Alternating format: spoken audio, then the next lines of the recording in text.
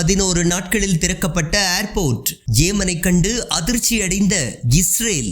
இஸ்ரேலின் குண்டுவீச்சில் பலத்த சேதமடைந்த ஏமன் விமான நிலையம் மீண்டும் செயல்பாட்டிற்கு வந்துள்ளது. இஸ்ரேல் விமான நிலைய உள்கட்டமைப்புகளை குண்டுவீசி தாக்கிய 11 நாட்களுக்கு பிறகு சனா சர்வதேச விமான நிலையம் மீண்டும் செயல்பட தொடங்கியுள்ளது. சனாவில் உள்ள ஏமன் சிவில் விமான போக்குவரத்து ஆணையம் 575 பயணிகளுடன் விமானம் சனா சர்வதேச விமான நிலையத்திற்கு வந்து வெளியேறுவதை உறுதிப்படுத்தியுள்ளது. இது இஸ்ரேலிய ஆக்கிரமிப்பால் நடத்தப்பட்ட சமீபத்திய வான்வழி தாக்குதல்களுக்கு பிறகு ஏமனின் விரைவான மீண்டெழுதலை குறிக்கின்றது. விமான நடவடிக்கைகளை முடக்குவதற்கும் முக்கியமான சிவிலியன் வசதிகளை சேதப்படுத்துவதற்கும் இஸ்ரேல் வடக்கு சனாவில் உள்ள விமான நிலையம் மற்றும் அதனை சுற்றியுள்ள உள்கட்டமைப்பை குறிவைத்து வான்வழி தாக்குதல்களை நடத்திய 11 நாட்களுக்கு பிறகு விமான நிலையம் மீண்டும் திறக்கப்பட்டுள்ளது. மிகப்பெரிய தாக்குதல் நடத்தப்பட்ட போதிலும் இஸ்ரேலிய தீவிரத்தை எதிர்ப்பதற்கான அதன் உறுதியை பிரதிபலிக்கும் வகையில் விமான நிலையத்தை ஏமன் விரைவாக மீட்டெடுத்துள்ளது. இந்த வார தொடக்கத்தில் ஏமன் ஆயுதப்படைகள் ஆக்கிரமிக்கப்பட்ட பாலஸ்தீனத்தில் உள்ள பென்குரியன் விமான நிலையத்தில் ஹைப்பர்சோனிக் பாலிஸ்டிக் ஏவுகணை தாக்குதலை நடத்தின. பின்னர் பேட்டியளித்த ஏமன் செய்தி தொடர்பாளர் யஹ்யா சாரி இந்த நடவடிக்கை வெற்றிகரமாக அமைந்ததாக குறிப்பிட்டுள்ளார்.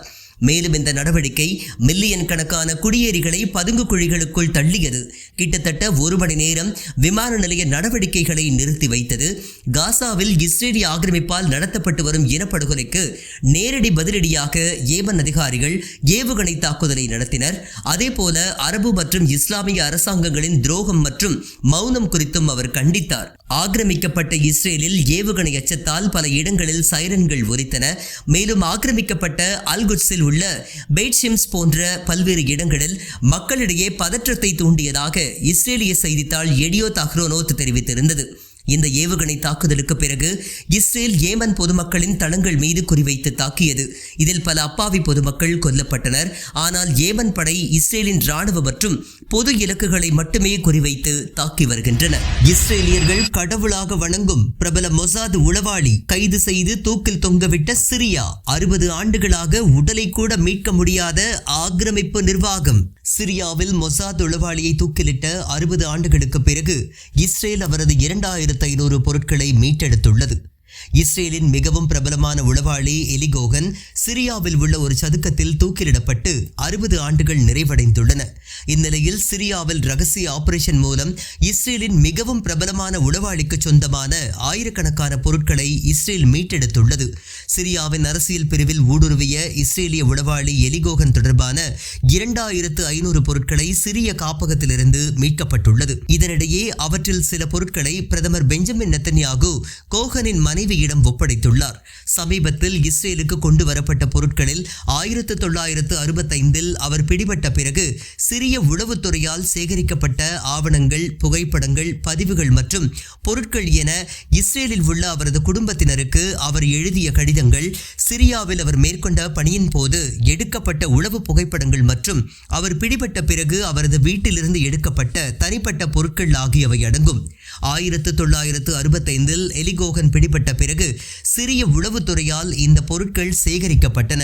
சிரியாவில் ஒரு ரகசிய நடவடிக்கையின் மூலம் இந்த பொருட்களை இஸ்ரேல் மீட்டெடுத்துள்ளதாக நெத்தன்யாகு தெரிவித்துள்ளார்.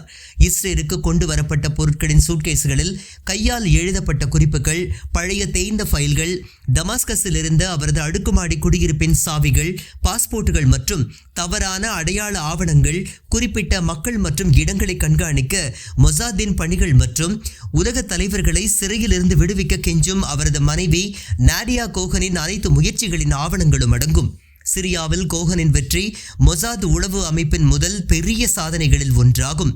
மேலும் அவர் பெற்ற மிக ரகசிய உளவு தகவல்கள் 1967 நடந்த மத்திய கிழக்கு போரில் இஸ்ரேலின் விரைவான வெற்றிக்கு உதவியதாக பரவலாக பாராட்டப்பட்டது.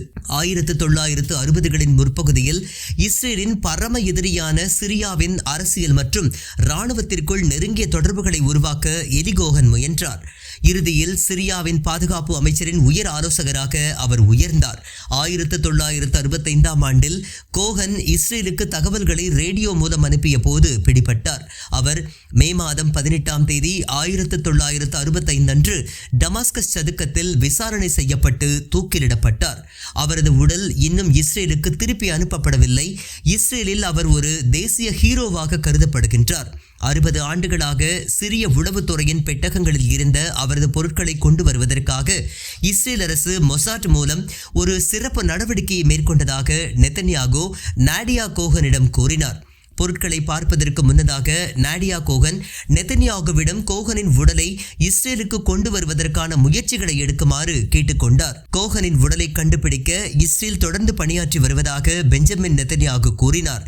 கடந்த வாரம் 1982ஆம் ஆண்டு லெபனானில் சிரிய படைகளுக்கான மோதலின் போது கொல்லப்பட்ட ஒரு இஸ்ரேலிய சிப்பாயின் உடலை இஸ்ரேல் சிரியாவிடமிருந்து மீட்டது குறிப்பிடத்தக்கது. இஸ்ரேல் பாதுகாப்பு அமைச்சர் காட்ஸ் ஹமாஸின் உயர் தளபதியும் முன்னாள் ஹமாஸ் தலைவர் யஹ்யா சின்வாரின் தம்பியுமான முகமது சின்வார் கடந்த வாரம் காசா மீதான வான்வழி தாக்குதலில் கொல்லப்பட்டிருக்கலாம் என்று கருதுவதாக தெரிவித்துள்ளார். இதேபோன்று கடந்த 2014ஆம் ஆண்டின் தொடக்கத்தில் இஸ்ரேல் காசா போரின் போது முகமது சின்வார் இறந்துவிட்டதாக ஹமாஸ் அறிவித்திருந்தது. ஆனால் பின்னர் அந்த தகவல் தவறானது என்று கண்டறியப்பட்டது. தற்போது கிடைக்கப்பட்ட அனைத்து அறிகுறிகளின் அடிப்படையில் கான் யூனிஸில் உள்ள ஐரோப்பிய மருத்துவமனையில் நடத்தப்பட்ட தாக்குதலில் முகமது சின்வார் கொல்லப்பட்டதாக இஸ்ரேல் நம்புகின்றது. இதனிடையே மூடிய அறையினுள் அமைச்சர் காட்ஸ் நாடாளுமன்ற உறுப்பினர்களுடனான சந்திப்பின் போது சின்வார் கொல்லப்பட்டதாக கூறியதாக நியூஸ் 18 செய்தி மேற்கோள் காட்டியுள்ளது. முகமது சின்வார் என்று பிரபலமாக அறியப்படும் முகமது இப்ராஹிம் ஹசன் சின்வார் காசா பகுதியில் ஹமாஸின் தலைவராகவும் அக்டோபர் 2024 முதல் எசதீன் அல் கசாம் படைப்பிரிவுகளின் தலைவராகவும் பணியாற்றிய முக்கியமான நபர் என்று தி நியூயார்க் டைம்ஸ் செய்தி வெளியிட்டுள்ளது. செப்டம்பர் 16, 1975 அன்று கான் யூனிஸ் அகதிகள் முகாமில் பிறந்த சின்வார் இஸ்ரேலில் பல ஆண்டுகள் கழித்தார். மேலும் 1990களில் பாலஸ்தீன ஆணையம் அவரை சிறையில் அடைத்தது. 1999இல் ஹமாஸின் இராணுவ இயக்கத்தில் அவர் இணைந்தார். 1991இல் இஸ்ரேலால் கைது செய்யப்பட்ட சின்வார் ஒரு வருடத்திற்குள் விடுவிக்கப்பட்டார். சின்வார் திரைக்கு பின்னால் செயல்பட்டதாக கருதப்படுகின்றது. இது அவருக்கு நிழல் என்ற புனைப்பெயரை கொடுத்தது. சின்வார் 2005இல் ஹமாஸின் கான் யூனிஸ் படைப்பிரிவின் தளபதியானார். 2006இல் கிலாட் ஷாலிட்டை கடத்தியதில் அவரும் ஒருவராக இருந்தார். அவர் 2011இல் 1027 பாலஸ்தீனிய கைதிகளுக்கு ஈடாக விடுவிக்கப்பட்டார். அவர்களில் ஒருவர் அவரது சகோதரர் யஹ்யா சின்வார் என்று தகவல்கள் தெரிவிக்கின்றன. மே 2021இல் இஸ்ரேல் சின்வார் மீது 6 கொலை முயற்சிகளை மேற்கொண்டது. 2014ஆம் ஆண்டின் தொடக்கத்தில் இஸ்ரேல் காசா போரின் போது சின்வார் இறந்துவிட்டதாக ஹமாஸ் அறிவித்தது. ஆனால் பின்னர் அந்த தகவல் தவறானது என்று கண்டறியப்பட்டது. இஸ்ரேலிய உளவுத்துறையின்படி 2023 அக்டோபர் 7ஆம் தேதி இஸ்ரேல் மீது ஹமாஸ் தலைமையிலான தாக்குதலின் மூளையாக செயல்பட்டவர்களில் சின்வார் ஒருவராக நம்பப்படுகின்றது. முகமது சின்வார் இருக்கும் இடம் பற்றிய தகவல்களுக்கு இஸ்ரேல் $3 லட்சம் பரிசு என்று அறிவித்திருந்தது. மே 13 அன்று கான் யூனிஸில் உள்ள காசா ஐரோப்பிய மருத்துவமனையின் கீழ் ஒரு பதுங்கு குழியில் சின்வார் குறிவைக்கப்பட்டதாக இஸ்ரேல் பாதுகாப்பு நிறுவனம் மற்றும் IDF கூறின. முகமது ஷபானாவுடன் சின்வாரின் உடலும் சுரங்கப்பாதையில் இருந்து மீட்கப்பட்டதாக சவுதி சேனல் அல் ஹதாத் கூறியுள்ளது.